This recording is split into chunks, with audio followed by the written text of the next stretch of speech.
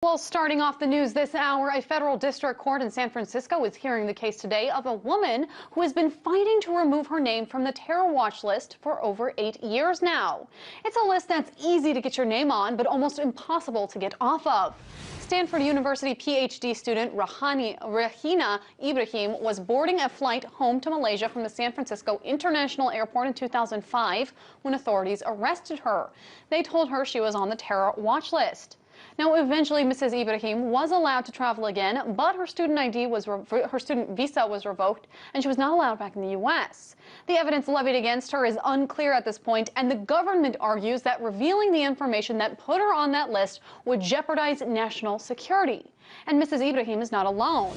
By the end of last year, the U.S. database of potential international terrorists, known as the Terrorist Identities Datamart environment, or TIDE, had 875,000 names on it.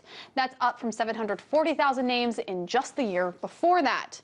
Because the list includes multiple aliases, there are fewer individuals than there are actual names on that list. But nevertheless, a huge number of people are affected. And the TIDE list just feeds the master terrorist watch list that's run by the FBI, which adds in potential domestic terrorists to that list as well. However, critics argue that the list is not effective. Tamerlan Tsarnaev, for instance, he's one of the Boston bombers, was on the list for years, yet authorities failed to prevent that attack. Here to discuss the effectiveness of the terror watch list is Munia Jabbar, a civil rights attorney at CARE. Thank you so much for joining me. Now, first of all, let's start talking about how you get your name on that list. Is there any bona fide way that will tell them you're on that list? Well, the government doesn't reveal officially to people whether they are on the list. And what we see usually happen is that a federal law enforcement agency may, quote unquote, nominate people, including U.S. citizens, to the watch list and then never reveal the reason for being included on the watch list or even officially let them know that they are on the list. And there's just not really any surefire way of these people finding out why they ended up on the list in the first place. And as I understand it, Muslim-sounding names are more likely to be on that watch list. Is that because they are credible threats, or is that because it's more of a stereotype? Well, there's no reason to believe that just because somebody has a Muslim name or a Muslim-sounding name that they are more likely to be a threat in any kind of way. In the experience of the civil rights legal community, we are seeing that the list is far disproportionately affecting people with Muslim-sounding names. So as far as we can tell, there is some type of religious profiling going on that leads to the compilation of the list. And would you be able to distinguish for us the difference between the terror watch list and the no-fly list? Sure. So the no-fly list is actually a subcomponent of the greater terror watch list. The no-fly list is a list that if you are unlucky to end up on it for some reason, it means that you cannot fly in or out of a U.S. airport, and generally it means that you can't even board a flight that's going to cross U.S. airspace. And in practice, it also means that other types of transportation are also close to you. For example, non-U.S. countries, many of them use some form of the U.S. no-fly list to bar people from flying.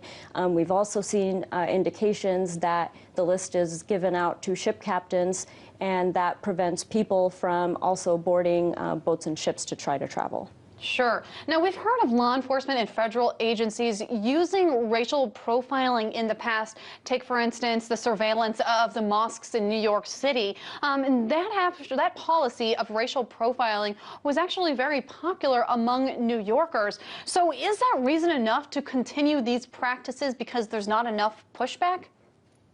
There is not really any good reason to continue racial or religious profiling in order to compile this list because, as you mentioned earlier, we haven't seen any reason that it is effective. There are people who are threats who, for example, the Boston bombers, who maybe could have been caught if law enforcement were able to be given the leeway to focus on other indications that somebody is a threat besides some of the lists that are derivative of the greater greater terrorist watch list. At the same time, we are seeing the rights of innocent people being infringed every day because they are placed on the watch list for no reason. So, for example, a lot of these people can't fly to attend to business matters, to attend to personal matters such as funerals, and it can be really heartbreaking for these people. And are there any known cases where the terror watch list has, in fact, produced results?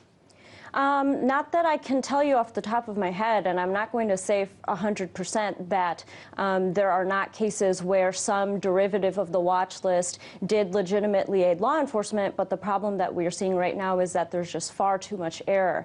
The watch list obviously is not 100% helping us catch legitimate threats, but the watch list is also catching too many false positives. Too many innocent people are being put on the list and affected, and they just don't know why.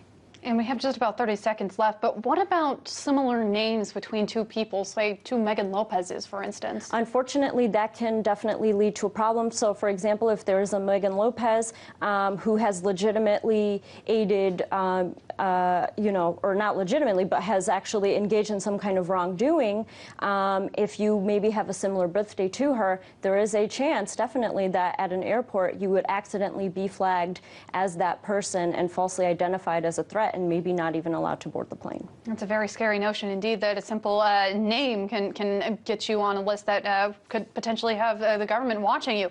Munia Jabbar, civil rights attorney for CARE, thank you so much for joining me. Thank you.